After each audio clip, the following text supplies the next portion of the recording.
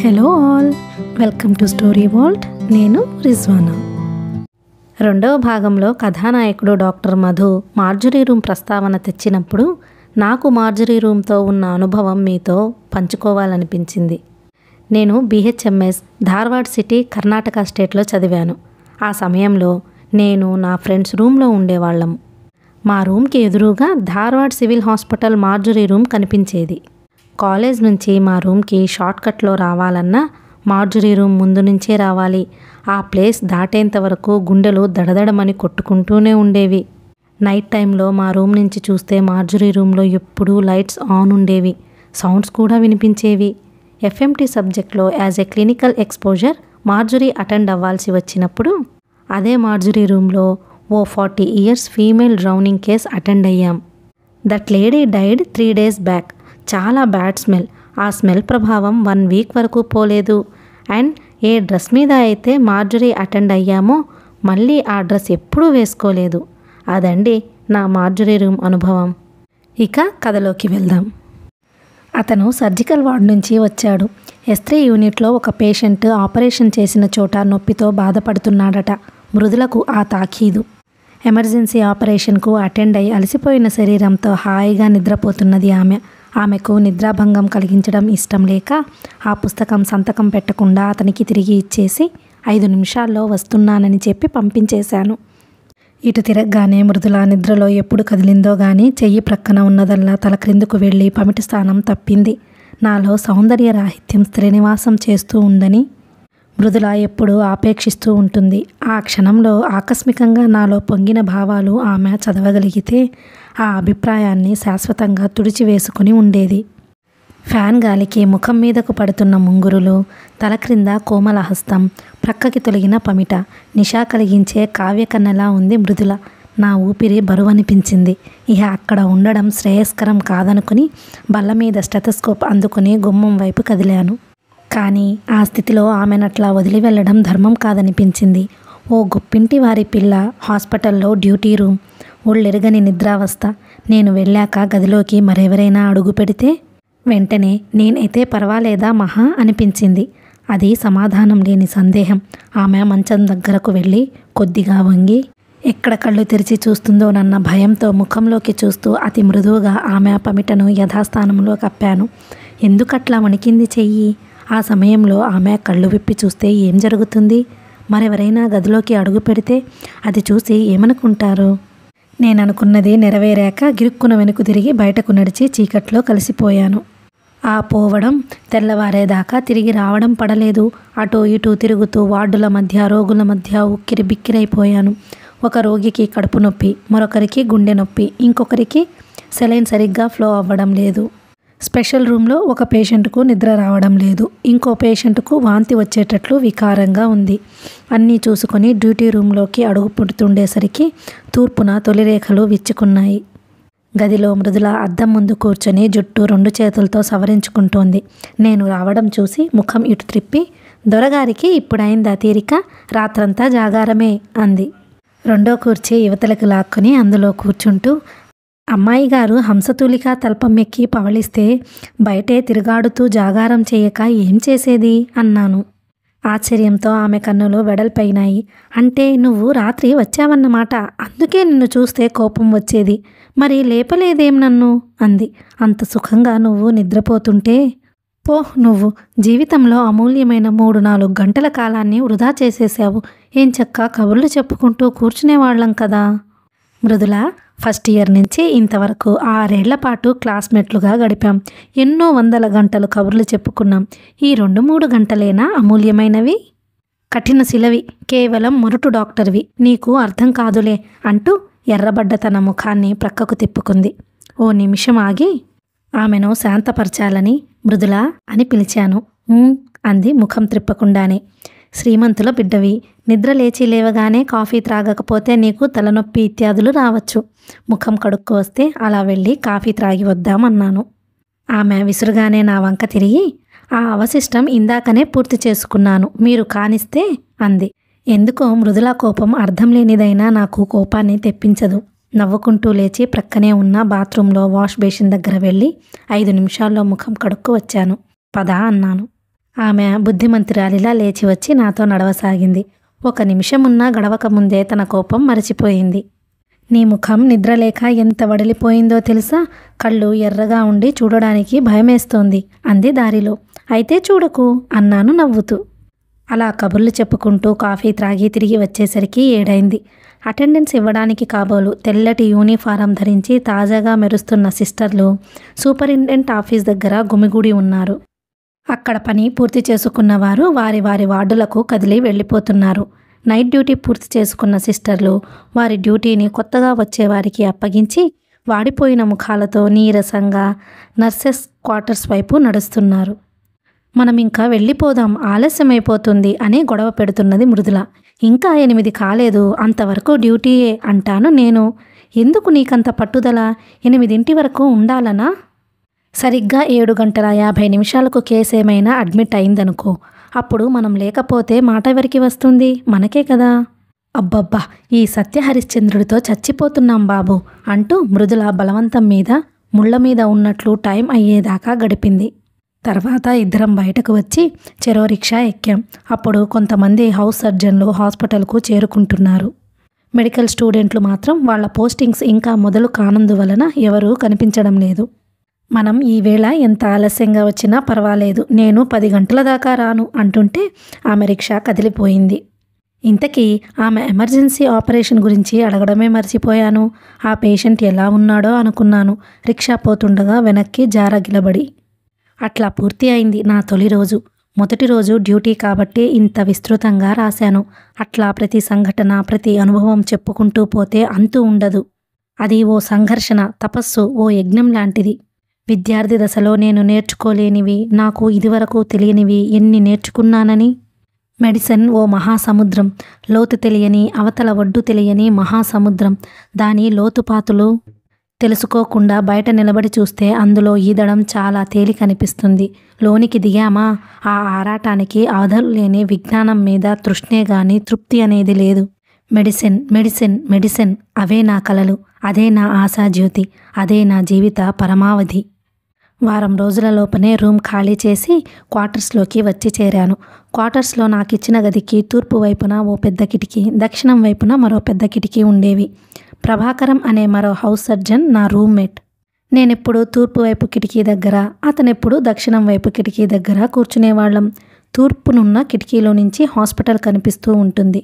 దక్షిణం వైపు కిటికీలో నుంచి నర్సెస్ క్వార్టర్స్, అందులోనే ముందు భాగంలోని గదులు స్పష్టంగా కనిపిస్తూ ఉంటాయి. వార్డులో పనిచేస్తుంటే గంటలు నిమిషాల్లా పరిగెడతాయి. మొదట హౌస్ సర్జన్ రౌండ్స్, తర్వాత అసిస్టెంట్ రౌండ్స్, తర్వాత 1 గంటకు చీఫ్ రౌండ్స్. చక్రపాణి గారు రౌండ్స్కి వస్తున్నారంటే వాతావరణంలో గొప్ప సంచలనం ఏర్పడేది. సిస్టర్స్, స్టాఫ్ అంతా హడలిపోతుండేవారు. ఆయనకు ఏ విషయంలోనూ పట్టుపడకూడదని అతి జాగ్రత్తగా వ్యవహరించేవారు. పేషెంట్కి తలనూనె రాశారా లేదా అన్న విషయం దగ్గర నుంచి, బెడ్షీట్ శుభ్రంగా ఉన్నదా లేదా, వాళ్ళకి సరిగ్గా మందులు అందుతున్నాయా లేదా, టెంపరేచర్ చార్ట్ సరిగ్గా నింపుతున్నారా లేదా, ఆహారం ఏమేమిస్తున్నారు అనే వరకు అన్నీ శ్రద్ధగా గమనిస్తూ ఉండేవారు. వాళ్ళ పాపమేమిటో ఎంత జాగ్రత్తగా ఉన్నా ఏదో ఒక తప్పు ఆయన దృష్టిపథంలో పడుతూనే ఉండేది. ఇహ దుయ్యబట్టడం మొదలుపెట్టేవారు. మొదలు పెట్టారంటే అవతల వ్యక్తికి నశాలానానికి ఎక్కి కళ్ళనీళ్లు తిరిగేదాకా వదిలిపెట్టేవారు కాదు. ఒకసారి రౌండ్స్ చేస్తూ చేస్తూ హఠాత్తుగా గుమ్మం దగ్గర నిలబడి ఉన్న ఓ యువతిని స్టాఫ్కి చూపుతూ, ఆమె అక్కడ ఎందుకు నిలబడి ఉంది అని అడిగారు. స్టాఫ్కి నెత్తిమీద పిడుగు పడినట్లయి తికమక పడుతూ తెలియదండి అన్నది. ఎందుకు తెలియదు? ఆమె అక్కడ నిలబడి ఆతృతగా చూస్తుంటే కారణం తెలుసుకోవాలని మీలో ఒక్కరికి అనిపించలేదా అంటూ గబగబా ఆ యువతి దగ్గరకు పోయి, ఎందుకమ్మా ఇక్కడ నిలబడ్డావు అని ప్రశ్నించారు. ఆమె భయంగా చూస్తూ, పొద్దున్న మా అమ్మకి వార్డులో చేర్పించమని ఓపీలో చెప్పారండి. కాగితాలు తీసుకొచ్చి మా అమ్మనక్కడ చెట్టు కింద కూర్చోబెట్టి చేర్చుకుంటారేమోనని చూస్తున్నాను అంది. ఎంతసేపటి నుంచి నిలబడ్డావిక్కడ? 2 గంటలయిందండి. ఆయన స్టాఫ్ వైపు తిరిగారు. సంస్కారం అనేది జీన్స్ నుంచి రావాలండి. తరతరాలుగా రక్తంలో జీర్ణించుకొని వస్తుంటాయి గుణాలు. పొట్టతిప్పల కోసం 4 రాళ్ళు సంపాదించుకుందామని ఉద్యోగంలో చేరిన వాళ్ళకి ఒక్క మాటు మారవు గుణాలు. 2 గంటల నుండి ఆమె అక్కడ పడిగాపులు కాస్తుంటే ఎవరో ఎందుకోసం నిలబడిందోనని మీకు తట్టకపోవడం నాకేం ఆశ్చర్యంగా లేదు అన్నాడు. స్టాఫ్కు ముఖం రక్తం లేనట్లుగా తెల్లగా పాలిపోగా జవాబు చెప్పలేక మెదలకుండా నిల్చుంది. అట్లా ఉండేవి ఆయన వ్యాఖ్యానాలు. అసిస్టెంట్స్తోనైనా సరే, హౌస్ సర్జన్లలోనైనా సరే కటువుగా మొహమాట పడకుండా మాట్లాడేవాడు. డ్యూటీ మీద ఆయనకున్న ధ్యాస ఇంతా అంతా కాదు. అవకాశం వచ్చినప్పుడల్లా తన విద్యార్థి దశలోని అనుభవాలు, అప్పటి తరంలోని క్రమశిక్షణ ఉదాహరణలుగా తీసుకువచ్చి చెబుతుండేవారు. ఆయన మాటల్లో సత్యమున్న మాట నిజమే గాని అంతకంటే ఎక్కువగా హేళన, ఎత్తిపొడుపు ధ్వనిస్తూ ఉండి ఆయన మీద ఎప్పటికప్పుడు ఏర్పడబోయే ఆ అపేక్షను ఎగరగొట్టి వేస్తూ ఉండేవి. అయితే నేను మాత్రం ఎన్నడూ ఆయనకి దొరికిపోలేదు. ఆయన దగ్గర దోషిగా నిలబడేటట్లు ఏ సంఘటన జరగలేదు. డాక్టర్గా వృత్తిధర్మం నిర్వహించడానికి ఎంత ఓర్పు కావాలో, ఎంత ప్రశాంత బుద్ధి అలవర్చుకోవాలో మొదటి కొద్ది రోజుల్లోనే తెలిసి వచ్చింది. హాస్పిటల్ వాతావరణం చాలా విచిత్రమైనది. అది ఓ వింత ప్రపంచం లాంటిది. రకరకాల మనస్తత్వాలు, భిన్న ప్రవృత్తులు అక్కడ కనబడతాయి. ఒక్కోసారి సహజలోకానికి దూరంగా ఏదో కృత్రిమ ప్రపంచంలో జీవిస్తున్నట్లు ఉంటుంది. ఒక్కోసారి ఇదే నిజం, ఇదే సత్యం, సృష్టికి మొదలు తుది కూడా ఇక్కడే అనిపించి తెలియని గర్వం కూడా ఆవహిస్తూ ఉండేది. మొదట్లో అక్కడ పనిచేసే ప్రతి డాక్టరు, ప్రతి సిస్టరు చాలా కృత్రిమంగా ఒక్కొక్కరు మేనరిజంతో కనిపించేవారు. వాళ్ల పెదవుల మీద మెరిసే చిరునవ్వులు గాని, ఒకళ్ళ మీద ఒకళ్ళు విసురుకునే పరాచిరాకులు గాని ఒక అర్థము, అందులో లోతు కనిపించేది కాదు. అంతా ఒక సూత్ర ప్రకారం ఏవో నియమాలు అమలులో ఉన్నట్లు జరుగుతుండేవి. కానీ రాను రాను ఆ వాతావరణానికి నేను అలవాటు పడిపోతూ అందులో ఇమిడిపోసాగాను. అంతవరకు విద్యార్థిగా ఉండి హౌస్ సర్జన్గా మారిన మనిషి ఈ మార్పును అన్ని రకాలా ఉపయోగించుకోవాలన్న ఆరాటం కనబరిచేవాడు. పేషెంట్ ముందు తన హౌస్నంతా ప్రదర్శించేవాడు.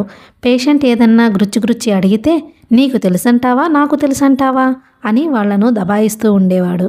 విద్యార్థి దశలో సిస్టర్స్తో కబుర్లాడడానికి కానీ కాలక్షేపం చేయడానికి వాళ్లకు కుదిరేది కాదు. అథవా ఎప్పుడైనా కల్పించుకొని మాట్లాడినా సిస్టర్స్ పెడసరంగా సమాధానం చెప్పేవారు. ఏ స్టూడెంట్ అయినా సిస్టర్ బీపీ ఆపరేటర్స్ కావాలండి అని అడిగితే పోయి తెచ్చుకోండి అని నిర్మోహాటంగా సమాధానం చెప్పేవారు. గైనకాలజీ కేరల్స్కు ముందు ఇన్స్ట్రుమెంట్స్ చూసుకుందామని ఫైనల్ ఇయర్లో మేము 4 విద్యార్థులం లేబర్ రూమ్లోకి వెళ్ళబోతే లోపల డెలివరీ కేసు ఉంది, వెళ్ళడానికి వీల్లేదు అని ఓ సిస్టర్ అటకాయించేసరికి పెద్ద గొడవ కూడా జరిగిందోసారి. విద్యార్థి దశ నుంచి హౌస్ సర్జన్ దశకు వచ్చేసరికి అమాంతం ఒకరికొకరు ఎంతో చేరువైపోతారు. అంతేకాదు స్టూడెంట్లను గురించి అతనలాంటి వాడని, ఇతనిలాంటి వాడని వ్యాఖ్యానాలు చేసి నవ్వడం. డ్యూటీ సమయంలో రాత్రుళ్ళు వార్డుల ముందు నుంచి నడిచిపోతుంటే ఎన్నో ఆసక్తిదాయకమైన దృశ్యాలు కనిపిస్తూ ఉండేవి. ఒకచోట హౌస్ సర్జను, సిస్టరు వేరుశెనక్కాయలు తింటూ కబుర్లు చెప్పుకుంటూ నవ్వులు, కేరింతలతో కనిపించేవారు. ఒక్కోసారి పరాచికాలు పరాకాష్ఠనందుకొని ఒకరి బుగ్గల మీద మరొకరు చిటికలు వేసుకోవడం, వీపు మీద చిన్న దెబ్బ వేయడం ఇత్యాది దృశ్యాలు కూడా కనబడుతూ ఉండేవి. ఒకసారి ఆర్థోపెడిక్ వార్డులో 2 హౌస్ సర్జన్లు కూర్చొని ఆనందిస్తూ ఉండగా ఒక సిస్టర్ సినిమా పాటలు పాడి వినిపిస్తోంది. ఈ వాతావరణం అర్థంగాక మొదట్లో చాలా తికమక పడుతుండేవాణ్ణి. జగన్నాథం క్యాంటీన్లో కూర్చుని తరచూ బహిరంగంగా ఈ ప్రసంగాలే చేస్తుండేవాడు. ఏ వార్డులలో ఏ సిస్టర్స్ పనిచేస్తుందో పేర్లతో సహా అతనికి కంఠంతా వచ్చు. ఎవరి కోసం తాపత్రయపడుతున్నారో ఆ జాబితా అంతా ఏకరువు పెట్టేవాడు. ఏ మాత్రం తీరిక చిక్కినా రౌండ్స్కి వెళ్ళాలి అంటూ హడావిడి పడుతూ 4 వార్డులు కలియదిరిగి అక్కడ పోస్ట్ అయిన నర్సులను పలకరించి కాసేపు వారితో ముచ్చటలాడి వచ్చేవాడు. నా రూమ్మేట్ ప్రభాకరం చాలా గుట్టైన మనిషి. జగన్నాథంలా పైకి బడబడలాడేవాడు కాదు. తన స్వవిషయాలలోకి ఎవరికీ చోటు దొరకనిచ్చేవాడు కాదు. ఒంటరిగా నిరంతరం తన ప్రయత్నాల్లో మునిగి ఉండేవాడు. అతను అసాధ్యుడని, జీవితాన్ని బ్రహ్మాండంగా అనుభవిస్తున్నాడని నలుగురు చెప్పుకునేవారు కూడా. ఒకసారి నళిని మీ జగన్నాథం పచ్చి రౌడీ అన్నది. నవ్వి ఊరుకున్నాను. అందరితో ఒకేలాగా ఎంతో చనువున్నట్లు మాట్లాడతాడు. మా క్వార్టర్స్లో అతన్ని గురించి రకరకాల కథలు చెప్పుకుంటారు అంది. మీ సిస్టర్స్కు వేరే పని లేదా మా గురించి చెప్పుకోనడం తప్పితే అన్నాను. ఆమెకు రోషం వచ్చింది. మమ్మల్ని గురించి అంత చులకనగా మాట్లాడకండి. కాలక్షేపం కోసం అనేక విషయాలు మాట్లాడుకుంటాం, అందులో ఇది ఒకటి అన్నది పౌరుషంగా. అనేక విషయాలు మాట్లాడుకుంటారా? అయితే మంచిదే అన్నాను ముక్తసరిగా. మీ పేషెంట్ వచ్చిందండి డాక్టర్ గారు, మీరు స్వయంగా పరీక్ష చేయాలిట అనేది తరచూ నళిని ఆట పట్టిస్తున్నట్లు. ఆమె అనడం తేజోమయి గురించి. ఆమె సాధారణంగా రిపీట్ ఓపీకి వస్తూ ఉండేది. వచ్చినప్పుడల్లా ఒంట్లో ఏదో బాధ చెప్పి పరీక్ష చేయమని అడిగే మాట కూడా నిజమే. పాపం ఆ అమ్మాయికెప్పుడు ఒంట్లో బాగుండదు అనేవాణ్ణి గంభీరంగా, ఏమీ అర్థం చేసుకోనట్లు. అంతేకాదులేండి, మీరంటే చాలా గురి అనుకుంటాను. మీ హస్తవాసి మంచిదని నమ్మకమేమో. అలా అనుకుంటే మనం చీట్లు రాయడమే గాని మందిచ్చేది లేదుగా అనేవాణ్ణి. నాయుడు గారు చెడ్డ విసుగు మనిషి. ఓపీకి వచ్చాడంటే గబగబా ఓ గంటలో 20 మందిని చూసేసి అలా బయటకు వెళ్ళిపోయేవాడు హడావిడిగా. ఓ అరగంట పోయాక వచ్చి, ఇంకా అయిపోలేదా డాక్టర్ గారు అంటూ మళ్ళీ కుర్చీలో కూర్చొని మరో 20 మంది వరకు చూసేసేవాడు. తర్వాత పేషెంట్లు అయిపోతే సరే, లేకపోతే వీళ్ళని మీరు చూసి పంపించేయండి డాక్టర్ గారు, నేను వార్డుకి వెడుతున్నాను, పని పూర్తి చేసుకుని మీరు వచ్చేయండి అని చెప్పి వెళ్ళిపోయేవాడు. ఆయన డ్యూటీ వస్తే సిస్టర్స్ హడలిపోతూ ఉండేవారు. ఆయన అడిగిన దానికి సరైన సమాధానం చెప్పలేకపోయినా, ఏదైనా వస్తువు ఇవ్వమని అడిగినప్పుడు 1 నిమిషం ఆలస్యమైన చికాకుతో వాళ్ల మీద విరుచుకుపోయేవాడు. నేను మెడికల్ వార్డులో ఉన్నంతకాలము మృదులకు నాకు కలిసే డ్యూటీలు పడుతుండేవి. డ్యూటీ అంటే నీకు పరమానందం, ఇహ అన్నము నీళ్లు అక్కర్లేదు. నేనెంత విసుగు మనిషినైనా నాకు పరమానందంగానే ఉంది, ఎందుకో చెప్పుకో అనేది మృదుల. నేను అర్థం కానట్టు ముఖం పెట్టి, ఏమో నాకు తెలియదు అని జవాబిచ్చేవాణ్ణి. ఒకరోజు నాయుడు గారు నేను డ్యూటీలో ఉన్నాం. ఐసోలేషన్ వార్డు నుంచి మెమో వచ్చింది. మొదట నేను వెళ్ళి చూసేసరికి 3 ఏళ్ల పిల్లవాడు డిప్తీరియా వచ్చి ఊపిరందక తల క్రిందులైపోతున్నాడు. టంగ్ డిప్రెసర్తో గొంతు చూసేసరికి నల్లటి మెంబ్రెయిన్ భయంకరంగా కనిపించింది. ఏం చెయ్యడానికి నాకు వెంటనే పాలుపోక అసిస్టెంట్కి మెమో రాశాను. ఆయన వచ్చేసరికి ఓ పావు గంట అయింది. కేసు చూసి మొదట యాంటీ డిప్థీరిటిక్ సీరం ఇచ్చేయండి, 1 గంట లోపల ట్రాకియోటమీ చేయకపోతే పిల్లాడు సర్వైవ్ అవ్వడు. ఇది ఈఎన్టీ కేసు, నేనిప్పుడే ఈఎన్టీ అసిస్టెంట్కి మెమో రాస్తున్నాను, ఆయన వచ్చి ట్రాకియోటమీ చేస్తాడు అని అప్పటికప్పుడు మెమో రాసి వార్డ్ బాయ్కిచ్చి సైకిల్ మీద ఈఎన్టీ అసిస్టెంట్ ఇంటికి పంపించాడు. తర్వాత మీరు జాగ్రత్తగా చూస్తూ ఉండండి డాక్టర్ గారు, నేను మళ్ళీ కాసేపట్లో వస్తాను అంటూ వెళ్ళిపోయాడు. నిమిషాలు గడుస్తున్న కొద్దీ నేను ముళ్ళ మీద ఉన్నట్లుగా గడపసాగాను. పిల్లాడు గుడ్లు తేలేసి ఊపిరందక నరకయాతన అనుభవిస్తున్నాడు. తల్లి, నా పిల్లాడిని రక్షించండి బాబు అని భోరుమని విలపిస్తోంది. నేను యాంటీ సీరం ఇచ్చేసి కాలు కాలిన పిల్లిలా అటూ ఇటూ తిరుగుతున్నాను. ఓ అరగంట అయ్యాక వార్డు బాయ్ తిరిగి వచ్చి అసిస్టెంట్ గారు ఇంట్లో లేరని, సినిమాకి వెళ్ళారని, ఏ సినిమాకి వెళ్ళారో తెలియదని అన్నాడు. నాకు 1 నిమిషం సేపు కాళ్ళాడలేదు. ఇలా మెమోలు పంపుకోవడంతోనే టైం అంతా గడిచిపోతోంది. ఇహ సమయం కాస్త గడిచిపోయాక ఎమర్జెన్సీ అర్థమేమిటి?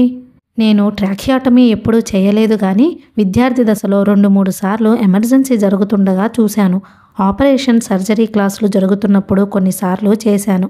టెక్నిక్ క్షుణ్ణంగా తెలుసు. క్షణాలు గడిచే కొద్దీ పిల్లాడి పరిస్థితి మరీ దిగజారిపోతోంది. చేస్తే వెంటనే చెయ్యాలి, లేకపోతే పిల్లాడు దక్కకపోవడం ఖాయం. చేస్తే 50% అవకాశాలున్నాయి. రిస్క్ తీసుకోవడానికే నిశ్చయించుకుని సిస్టర్ని పిలిచి, ట్రాకియోటమీ ఇన్స్ట్రుమెంట్స్ ఇక్కడే ఉన్నాయా, థియేటర్లో నుంచి తెచ్చుకోవాలా అని అడిగాను. అత్యవసర పరిస్థితుల్లో చేయడానికి ఇక్కడే సెట్ ఉంచారండి, టైం ఉంటుందనుకుంటే థియేటర్లో చేసేవారు అంది సిస్టర్. అయితే ఇన్స్ట్రుమెంట్స్ వెంటనే రెడీ చేయండి, స్పిరిట్లో కానీ సేవలాన్లో కానీ ఒకసారి ముంచి తీసుకురండి. మీరు చేస్తారా?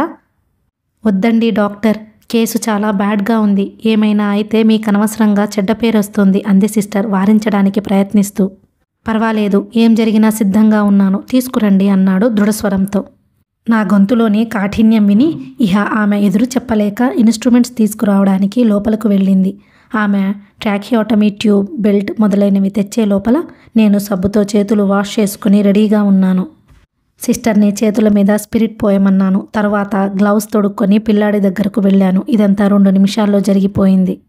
ఆపరేషన్ చేస్తారా అంది పిల్లాడి తల్లి ఈ తతంగమంతా చూసి భయపడుతూ. అవునమ్మా, చేయకపోతే అబ్బాయి దక్కడు, చేస్తే ఫలితం నీ అదృష్టం మీద ఆధారపడి ఉంది అన్నాను.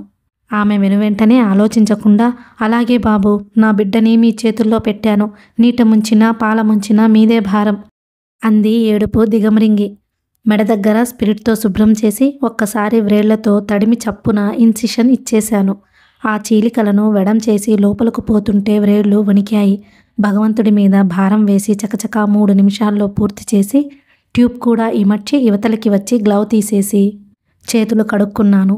తర్వాత మళ్ళీ పిల్లాడి దగ్గరకు వెళ్ళి చూశాను. ఊపిరి కాస్త ఆడుతుంది, పల్స్ సంతృప్తికరంగా ఉంది. ఎలా ఉంది డాక్టర్ గారు అని అడిగింది తల్లి.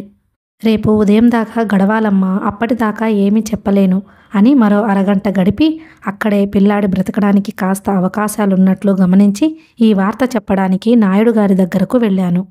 విషయం విని ఆయన అభినందపూర్వకంగా భుజం మీద కొట్టి, రిస్క్ తీసుకున్నా మంచి పనే చేశారు డాక్టర్ గారు, ఆ కుర్రాడు బ్రతికితే జీవితాంతం మీకు రుణపడి ఉండాలి అన్నాడు. నా అదృష్టం బాగుంది, పిల్లాడు బ్రతికాడు. టెటానస్ రాకుండా ఏటీఎస్ ఇంజెక్షన్ కూడా ఇచ్చాను. మర్నాడు ఈ విషయం హాస్పిటల్ అంతా పొక్కిపోయి నాకు తెలిసిన హౌస్ సర్జన్లంతా వచ్చి అభినందించారు. మృదులకు ఆ రాత్రే తెలుసు, డ్యూటీలోనే ఉంది కాబట్టి. ఇహ మాలాంటి వాళ్లను మర్చిపోతావు కాబోలు, పెద్ద సర్జన్వి అయ్యేటట్లున్నావు అంది. జీవితంలో సుఖమంటే ఎరుగని, సుఖానికి నోచుకొని బీదవాణ్ణి. నన్ను నీవే మర్చిపోవాలి గాని నేనెప్పటికీ ఎవ్వరినీ మర్చిపోలేను మృదుల అన్నాను. కళ్ళలో నీళ్లు గిర్రున తిరిగినట్లున్నాయామెకు. ముఖం పక్కకి తిప్పుకొని మాట్లాడకుండా ఊరుకుంది. కోపం వచ్చిందా? ఆమె నా వంక తిరిగి సజల నయనాలతో చూస్తూ, నేను శ్రీమంతుల బిడ్డనని నీతో ఎప్పుడైనా బడాయిలు చెప్పానా? ఎందుకు ఎప్పుడు ఈ గొప్ప బీద తారతమ్యం తెచ్చి ఎత్తిపొడుస్తున్నావు అంది డగ్గుత్తికతో. లేదు మృదుల, నాకు ఎత్తిపొడవడం చేత కాదు. ఒక్కోసారి నిజం మాట్లాడాలని ఉంటుంది. ఆ సంభాషణ అట్లా ముగిసింది. అవకాశం వచ్చినప్పుడల్లా అలాగే చిన్న చిన్న ప్రయోగాలు చేయడం నాకు సరదాగా ఉండేది. ఒకసారి ఓ కలరా కేసుకు సెలైన్ డ్రిప్ పెట్టడానికి ప్రయత్నిస్తే వెయిన్ దొరకలేదు. ఈ విషయం నాయుడు గారికి చెబితే, అయితే ఓపెన్ మెథడ్ పెట్టండి అని చెప్పి వెళ్ళిపోయాడు. ఓపెన్ మెథడ్ అంటే చర్మం కోసి రక్తనాళం బయటకు తీసి అందులోకి సరాసరి సూది ద్వారానో పాలిథిన్ ట్యూబ్ ద్వారానో సెలైన్ ఎక్కించడం. బ్రహ్మ విద్య అని కాదు గాని ఇదివరకెప్పుడూ చేయలేదు. అవతల పేషెంట్ బాగా డీహైడ్రేటెడ్గా ఉన్నాడు. నాకేమీ పాలుపోక 1 నిమిషం మదన పడ్డాక ఓ ఉపాయంతోచి గబగబా వార్డు నుంచి బయటకు వచ్చి మార్జురీకి వెళ్ళాను. ఎయిర్ కండిషన్ ఛాంబర్లో ఓ వృద్ధుడి శవం కనిపించింది. అక్కడ అటెండర్ని అడిగి ఓ స్కాల్పెల్ తీసుకుని దాంతో ఆ శవం కాలి దగ్గర రక్తనాళం బయటకు తీసి ముడివేయడం ప్రాక్టీస్ చేశాను. తర్వాత 2వ కాలి మీద కూడా అలాగే చేశాను. అప్పుడు తిరిగి ఐసోలేషన్ వార్డుకు వచ్చి సిస్టర్ని ఓపెన్ మెథడ్ సెట్ తీసుకురమ్మన్నాను. రోగికి బాగా నీరు బయటకు వెళ్ళిపోవడం వల్ల రక్తనాళాలు కృంగిపోయి మొదట కొంత కష్టమనిపించినా ఓ పావుగంట అవస్థపడ్డాక కృతకృత్యుణ్ణి కాగలిగాను. అమ్మయ్య అంది సిస్టర్ నిట్టూరుస్తూ. చాలా శ్రమపడ్డారు గాని కాసేపు ఫ్యాన్ క్రింద నిల్చోండి, ఒళ్ళంతా చెమటలు కూడా పట్టాయి. వెన్నెముక దగ్గర ప్రత్యేకమైన సూదితో పొడిచి నీరు బయటకు తీయడాన్ని లంబార్ పంచర్ అంటారు. మొదటి రోజున అది చేయవలసి వచ్చినప్పుడు చేతులు వణికి గాబరా పడిన మాట నిజమే, కానీ రాను రాను అలవాటైపోయి రోజు ఇంచుమించు 1 చేస్తూ ఉండేవాణ్ణి. అవకాశాలు కూడా అలాగే వచ్చేవి. ఎప్పుడన్నా అవకాశం రాక ఒకరోజు చేయలేకపోతే ఆ రాత్రి నిద్రపట్టక ఏదో వెల్తిగా ఉన్నట్లు అనిపించేది. సాయంత్రాలు సాధారణంగా ఎక్కడకు పోయేవాణ్ణి కాదు. అంతకు ముందే తోటి హౌస్ సర్జన్లతో సంభాషణ వచ్చినప్పుడు వారి వార్డుల్లో ముఖ్యమైన కేసులు ఏమున్నాయనో వాటి వివరాలు అడుగుతుండేవాణ్ణి. నా ఆసక్తి చూసి కొంతమంది ఏదో సమాధానం చెప్పి చాటుగా నవ్వుకునేవాళ్ళు. నా గురించి గుసగుసలాడుకున్నట్లు తెలిసేది. కొంతమంది మాత్రం నిజాయితీగా సమాధానమిచ్చేవాళ్ళు. ఆ ప్రకారం సాయంత్రం వేళలా అన్ని వార్డులు తిరుగుతూ ఇంట్రెస్టింగ్గా ఉండే కేసులు చూసుకుంటూ ఉండేవాణ్ణి. అదేమిటండి, ఎక్కడ చూసినా మీరే కనిపిస్తారు, మీకు హాస్పిటలే ఇల్లు వాకిలా, ఇంకేం వ్యాపకాలు సరదాలు లేవా అనేవాళ్ళు సిస్టర్లు. కాలక్షేపం ఇక్కడ ఉండగా వేరే వ్యాపకాలెందుకు అన్నానోసారి ఒక సిస్టర్తో. ఆమె బుగ్గ నొక్కుకొని, అమ్మో మాటలు రావనుకున్నాను, గడుసరివారే అంది. డ్యూటీ రోజున లిల్లీ, అబ్బా ఈవేళ మీరా బాబు, అయితే నా పని అయిందన్నమాటే. రోజు అడ్మిషన్లు లేకుండా సుఖంగా నిద్రపోతున్నాను. ఈవేళ పేషెంట్లు దండయాత్రకొచ్చారన్నమాటే అనేది కళ్ళు తిప్పుతూ. సరిగ్గా అలాగే జరిగేది కూడా. సాధారణంగా చాలామంది హౌస్ సర్జన్లు రాత్రి డ్యూటీ బ్రహ్మాండంగా ఉంది, హాయిగా నిద్రపోయాను అనో, వస్తూ వేరుశెనక్కాయలు తెచ్చుకొని తింటూ కబుర్లు చెప్పుకుంటూ కూర్చున్నామనో అంటుండేవారు. నాకా యోగం ఎన్నడూ పట్టలేదు. ఏనాడు డ్యూటీ రోజున సుఖంగా నిద్రపోయి ఎరుగను. సాయంత్రాలు నేను నిత్యము వార్డులకు పోతూ ఉండడం చూసి జగన్నాథం తను 2వసారి చేయవలసిన ఇంజెక్షన్లు నాకప్పచెప్పేవాడు. కేసులు చూడడానికి అతని వార్డుకి ఎలాగో పోవలసి ఉంది కాబట్టి నాకు కష్టమనిపించేది కాదు. అయితే ఒక అంశం మాత్రం నాకు తరచూ చికాకు కలిగిస్తూ ఉండేది. మెడిసిన్ మీద శ్రద్ధాశక్తులున్న ఎవరికైనా హౌస్ సర్జన్ పీరియడ్ మహత్తరమైన దశ. ఉత్సాహం ఉంటే ఎంతో చూడవచ్చు, ఎన్నో నేర్చుకోవచ్చు. కానీ విశృంఖలంగా కొత్త కేసులు చూసుకోవడానికి, వాటిని గురించి స్టడీ చేయడానికి హౌస్ సర్జన్ చేయవలసిన యాంత్రికమైన పని ప్రతిబంధకంగా ఉండేది. 8 గంటలకల్లా వార్డుకి వెళ్ళడం, కేస్ షీట్లన్నీ సరిగ్గా ఉన్నాయో లేదో చూసుకోవడం, బ్లడ్ ప్రెషర్ నోట్ చేయడం, నెత్తురు మొదలైనవి తీసి ఇన్వెస్టిగేషన్స్కు పంపించడం, ఇంతలో అసిస్టెంట్ రౌండ్స్, చీఫ్ రౌండ్స్, తర్వాత ఇంజెక్షన్. ఈలోగా ఏదైనా కేసు సీరియస్గా ఉంటే అక్కడే సపర్వేలు చేస్తూ గడపడం. వీటితో అలసిపోయిన వాడికి ఏ కేసులైనా లోతుగా స్టడీ చేయాలన్న ఉత్సాహం చచ్చిపోయేది. ఆ యాంత్రికమైన పనులన్నీ పూర్తి చేసుకుని తమ పని అయిపోయినట్లుగా చేతులు దులుపుకుని వెళ్ళిపోయేవారు. అందుకే నేను సాయంత్రాలు ఎన్నుకునేవాణ్ణి. అందులో ఉదయం పూట పని సక్రమంగా గడవడానికి ఒక విధంగా సిస్టర్స్ సహాయభూతంగా ఉండేవాళ్లు కారు. వాళ్ళెప్పుడూ అతి సీరియస్గా పేజీలకు పేజీలు రికార్డులు రాసేస్తూ ఉండేవారు. వాళ్ళేమి రాస్తారో అర్థమయ్యేది కాదు. ఆ పుస్తకం తీసి ఈ పుస్తకం, ఈ పుస్తకం మూసేసి మరో పుస్తకం, ఇట్లా తెగ రాసేవాళ్ళు. పేషెంట్కి నెత్తురు తీయడానికి, లంబార్ పంచర్ చేయడానికి, ఇంకా కొన్ని పనులకై సిస్టర్స్ తప్పనిసరిగా ప్రక్కన ఉండాలి. వాళ్ళు సాధారణంగా సహాయం చేయడానికి ప్రయత్నించేవారు. కానీ ఇంతలో ఒకళ్ళు క్లాస్ టైం అయిందని పరిగెత్తుకుపోయేవారు. మరొకరు స్పెషల్ క్లాస్ నుంచి బెల్ వచ్చిందని హడావుడిగా వెళ్ళిపోయేవారు. ఇన్వెస్టిగేషన్స్కు పంపించే స్పెసిమెన్స్ అన్నీ 10 గంటల లోపుగా తయారు చేయాలి. వాటికి రిక్విజిషన్స్ రాయాలి. సీసా మీద పేరు, వివరాలు రాసిన చిన్న చిన్న చీట్లు పేస్టుతో అంటించాలి. ఆ రోజు పంపించకపోతే చీఫ్ రౌండ్స్లో దులిపేస్తాడు. ఇక్కడ ఆయా ఎంతసేపు బాబు ఆలస్యం అని తొందర పెట్టి గోల చేస్తూ ఉంటుంది. ఎన్నోసార్లు ఆయా కనిపించకపోతే స్పెసిమెన్స్ అన్నీ చేత పట్టుకుని అందుకు సంబంధించిన డిపార్ట్మెంట్స్కు స్వయంగా అందజేసి వస్తుండేవాడిని. కొంతమంది సిస్టర్స్ అతి సీరియస్గా ఉండేవాళ్ళు. వాళ్ళకేమైనా పని చెబితే ఉలకరు, పలకరు, ఊ అనరు, ఆ అనరు. వాళ్లకు వినిపించింది తెలియదు, వినపడనిది తెలియదు. ఎంతకీ చెయ్యడం లేదు కదా అని మరోమారు గట్టిగా చెబితే చేస్తున్నాం కదండి, అలా అరుస్తారేం అని కసురుకుంటారు. ఇంతకీ వాళ్లతో మంచిగా ఉండి పని చేయించుకోవాలే గాని దబాయించి నెగ్గుకు రాలేం. హౌస్ సర్జన్కు, నర్సుకు ఈ తగాదా ఎప్పుడూ వస్తుండేది. చీఫ్, అసిస్టెంట్లు తమ మీద అధికారం చెలాయిస్తే లోపల బుసలు కొట్టినా దిగమరింగి ఊరుకునేవాళ్ళు సిస్టర్లు. అసిస్టెంట్ అది వరకు కొంచెం చనువు ఇస్తూ వస్తున్నవాడైతే అతన్ని కూడా ఒక్కోసారి తీసిపారేసేవాళ్ళు. అలాగే హౌస్ సర్జన్ తొందరపడి వాళ్ళని ఏదైనా మాట అని తమ హోదా ప్రదర్శించుకోవడానికి ప్రయత్నిస్తే వాళ్లకు తిక్కరేగి ఎదురు తిరిగేవాళ్ళు. కానీ తరిచి చూస్తే సిస్టర్లంతా ఎంతో మంచివాళ్ళు. వారితో మృదువుగా వ్యవహరిస్తే, తన మర్యాద కాపాడుకునేటంత గంభీరంగా ప్రవర్తిస్తే వాళ్ళెంతో వినయంగా మసులుకుంటారు. సాయంత్రాలు రెండోసారి ఇంజెక్షన్లు చేయటానికి, కేసులు పర్యవేక్షించడానికి ఫీమేల్ వార్డుకు వెళ్ళగానే డాక్టర్ వచ్చారు అంటూ అంతా లేచి కూర్చునేవారు. అందులో గత నెల నుండి మందు తింటూ హాస్పిటల్కు అంటిపెట్టుకుపోయినవారు 2-3 ఉన్నారు. వాళ్ళు డాక్టర్ గారు మంచి మహారాజు. అంతకుముందు చేసిన ఆయన ఎప్పుడూ చిర్రుబుర్రులాడుతుండేవాడు. ఈయన ముఖాన ఎప్పుడూ చిరునవ్వు చిందుతూ ఉంటుంది. కోపమంటే ఏమిటో ఎరగడు అని అనుకోవడం నా చెవిన పడేది. ఈ డాక్టర్ గారు ఇంజెక్షన్ చేస్తే చేసినట్లే ఉండదు, చల్లని చెయ్యి బాబుగారిది అనుకునేవాళ్లు కొందరు. మీరు మరీ అంత మంచిగా ఉండకూడదండి, రోజురోజుకు మిమ్మల్ని పొగిడేవాళ్ళు ఎక్కువైపోతున్నారు. అంతేగాక మేమెప్పుడైనా వాళ్ళని విసుక్కుంటే మమ్మల్ని మీతో పోలుస్తూ మాట్లాడుతున్నారు. ఈ విధంగా మీరు మా మీద చాలా దెబ్బ కొడుతున్నారు అంది ఓసారి ఆ వార్డులోని సిస్టర్ నా మీద నేరం ఆరోపిస్తూ. దగ్గరకు వెళ్ళగానే రోగులు మళ్ళీ రేపటిదాకా కనపడను కదా అన్న ఆదుర్దలో అనుకుంటాను గడగడమని పాఠం ఒప్పజెప్పేవాళ్ళు. వాళ్ళు అనుభవించే ప్రతి విషయము తరచి విశదీకరిస్తే ఇచ్చే మందుకు వాళ్ళు వివరించే ప్రతి అంశానికి సంబంధించింది ఉంటుందని వాళ్ళ విశ్వాసం. ఒక్కొక్కళ్ళు పట్టుకుంటే వదిలిపెట్టేవారు కాదు.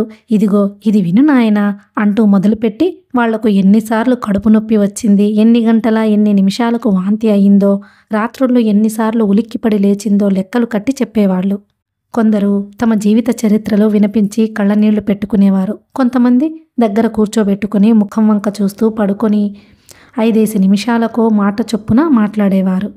కొంతమంది కాస్త జబ్బుకే భయపడిపోయి గోరంతను కొండంతగా చేసేసేవాళ్ళు. కొంతమంది ఎంత జబ్బు చేసినా ధైర్యంగా ఉండి మెదలకుండా పడుకునేవారు. కానీ సాధారణంగా అందరూ అనే మాట ఒకటి ఉండేది. పుట్టి ఇన్నేళ్లయింది గాని ఒక్కనాడు తలనొప్పి అంటే ఎట్లా ఉండేదో కూడా ఎరుగను డాక్టర్ గారు.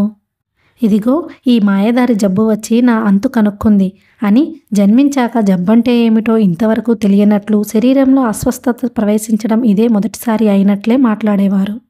ఇంకో రకం చిత్రమైన పేషెంట్లు ఉండేవారు. నిన్న మీరు ఇంజెక్షన్ చేశాక జ్వరం ఎక్కువైందండి అనేసేవారు. వాళ్లకు ఇలా సమాధానం చెబుతుండేవాణ్ణి. కొంప తగులడుతున్నప్పుడు నీరు జల్లితే మంట ఎక్కువవుతుందా తక్కువవుతుందా?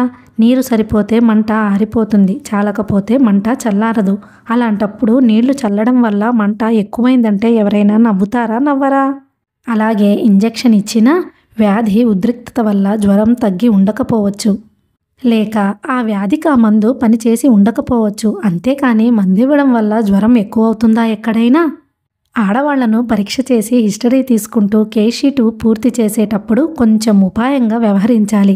కేస్ షీట్లో ఉదహరించిన ప్రకారం ప్రతి వారిని అడగవలసిన ప్రశ్నలు కొన్ని ఉన్నాయి.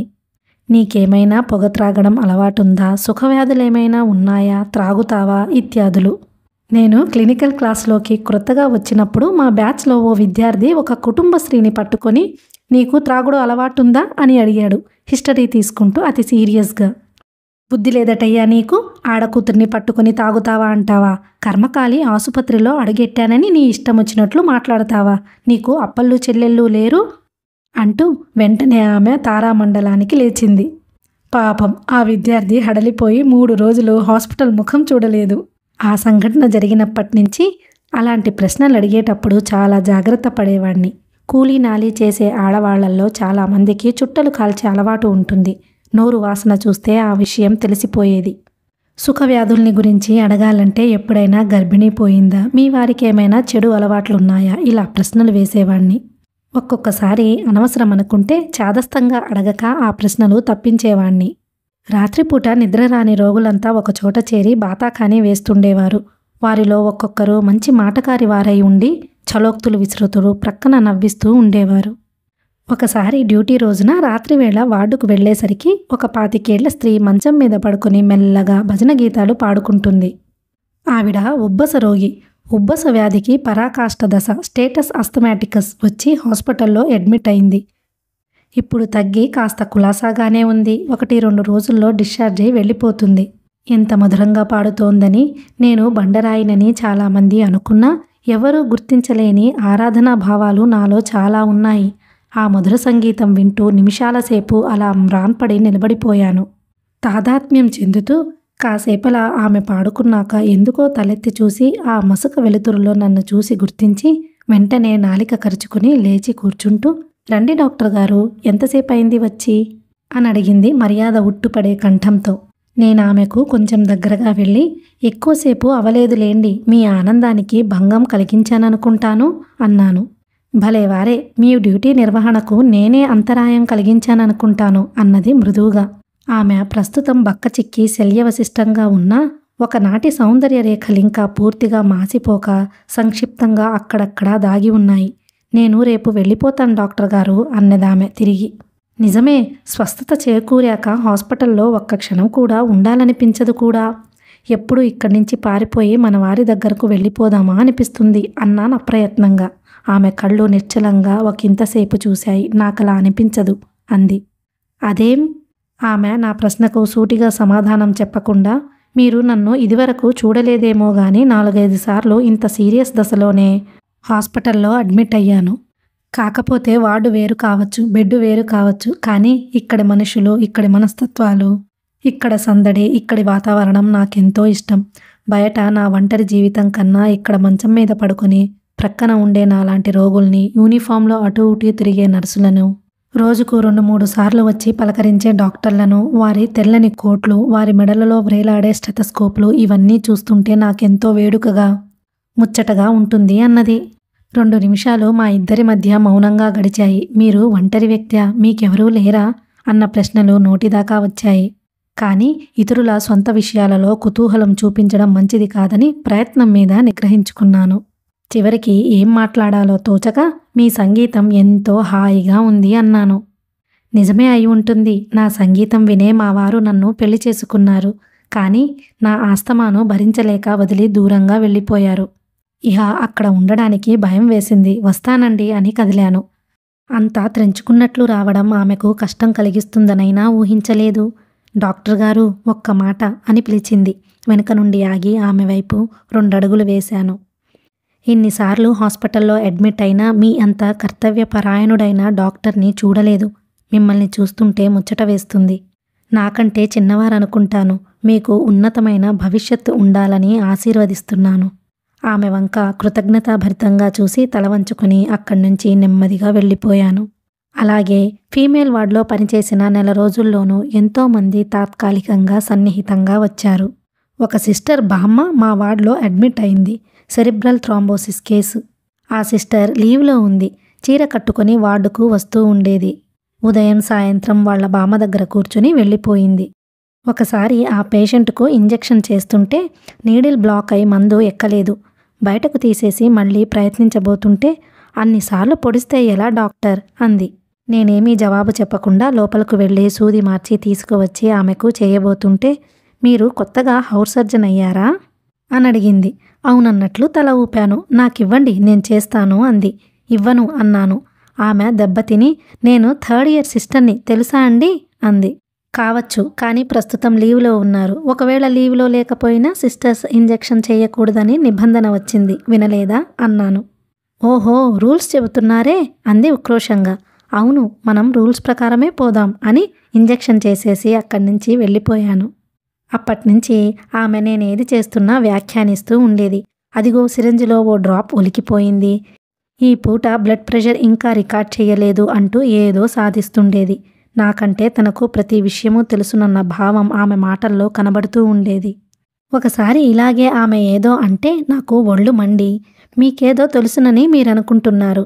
అన్నీ సగం సగం తప్పితే మీకే పని పూర్తిగా చేత కాదు. బ్లడ్ ప్రెషర్ చూడడానికి దాని కఫ్ బిగించడం తప్పితే ఎలా చూడాలో మీకు తెలియదు. ఆఖరికి స్టెథోస్కోప్ మెడలో రాంగ్ సైడ్ లేకుండా వేసుకోవడం కూడా మీకు తెలియదు. వేసుకుని చూపించండి చూద్దాం అన్నాను. ఆమె ముఖం మాడిపోయింది. ఘాటుగా జవాబు చెబుదామని మాట కోసం తడుముకుంది గాని ఏమీ దొరకలేదు. పాపం, ఒకరోజు వాళ్ల బామ్మ చనిపోయింది. చిన్నప్పటి నుంచి బామ్మే ఆమెను ఎంతో ప్రేమగా పెంచి పెద్దదాన్ని చేసిందిట. 2 చేతుల్లో తలదాచుకుని వెక్కి వెక్కి ఏడుస్తుంటే నాకు జాలేసి చివరికి నేనే ఓదార్చాను. నెల అయ్యాక ఫీమేల్ వార్డు నుండి మేల్ వార్డుకు మారిపోయే ముందు ఆఖరి దినం మా ఓపీ రోజు అయింది. నాయుడు గారు పేషెంట్లని ఎగ్జామిన్ చేస్తూ మధ్యలో తలెత్తి నా వంక చూసి నవ్వి, రేపటి నుంచి మీకీ బాధ తప్పిపోయిందిలేండి అన్నారు. నేను నవ్వి ఊరుకున్నాను. అంతలో ఓ 20 ఏళ్ల స్త్రీ గుండె నొప్పి అని బాధ చెప్పుకుంటే తెర వెనక్కి తీసుకువెళ్ళి పరీక్ష చేయవలసి వచ్చింది. స్టెథోస్కోప్ ఆమె ఛాతీ మీద ఉంచి గుండె చప్పుళ్ళు వింటూ ఉంటే నళిని నా ప్రక్కన నిలబడి ఉంది. లేడీ పేషెంట్ను పరీక్ష చేసేటప్పుడు ప్రక్కన విధిగా సిస్టర్ ఉండాలి. చూడండి, మీ భుజాల వరకే వచ్చాను నేను అంది నళిని నెమ్మదిగా. నేనేం జవాబు చెప్పకపోయేసరికి కాళ్ళు ఎత్తి ఇంకా ఎత్తుగా ఉండడానికి ప్రయత్నిస్తూ, ఇంత అవస్థపడినా మీ చెవుల వరకైనా రాలేదు అంది మళ్ళీ. కాబట్టి నా ప్రక్కన మీరు సరిపోరు అన్నాను ఇహ ఊరుకోలేక. ఆమె తలెత్తి నా ముఖం వంక కోపంగా చూసింది. చక్రాల్లాంటి ఆమె కళ్ళలో రోషం తళుక్కుమంది. నేనదేమీ గమనించనట్లు ఆ స్త్రీతో, గుండెలో ఏమీ దోషం కనబడడం లేదమ్మా, బలానికి టానిక్కులు రాసిస్తాను, పుచ్చుకో అన్నాను. నా మాటలు ఆమెకు తృప్తి కలిగించలేదు. ఎకసెక్కాలాడుకుంటూ పరీక్ష చేస్తే ఎలా తెలుస్తుందండి? జబ్బు ఉన్నది లేనిది. నాకు గుండె జబ్బు ఉంది. క్రిందటేడు ఇలాగే నొప్పి వచ్చి 5 నిమిషాల సేపు గుండె ఆగిపోయింది అంది. ఎంత ఆపుకుందామనుకున్నా నాకు నవ్వాగలేదు. దానికి తోడు నళిని వంక చూసేసరికి ఆమె కిలకిలా నవ్వుతోంది. నేను పక్కుమని నవ్వేశాను. ఆ స్త్రీకి కోపం వచ్చి బల్ల మీద నుంచి లేచి కూర్చుని జాకెట్ ముడి వేసుకుంటూ, ఎందుకండి అలా పళ్ళికిలిస్తారు? గుండె ఆగిపోయిందంటే అంత వెటకారంగా ఉందా అన్నది. నేను చాలా లజ్జితుణ్ణయ్యాను. అలా నవ్వడం తప్పే అనేశాను. తప్పు కాదు మరి అని బల్ల దిగిపోయి చెప్పులు తొడుక్కుని గబగబా వెళ్ళిపోయింది. నేను వెనకనే వెళ్ళి ఆమె కోసం చూశాను. కానీ ఎంత వేగంగా అక్కడ నుంచి నిష్క్రమించిందో ఎక్కడా కనబడలేదు. ఆమె ఓపీ చీటీ నా చేతిలో గాలికి రెపరెపలాడుతూ నన్ను వెక్కిరిస్తున్నట్లుగా తోచింది. కథ కొనసాగుతుంది.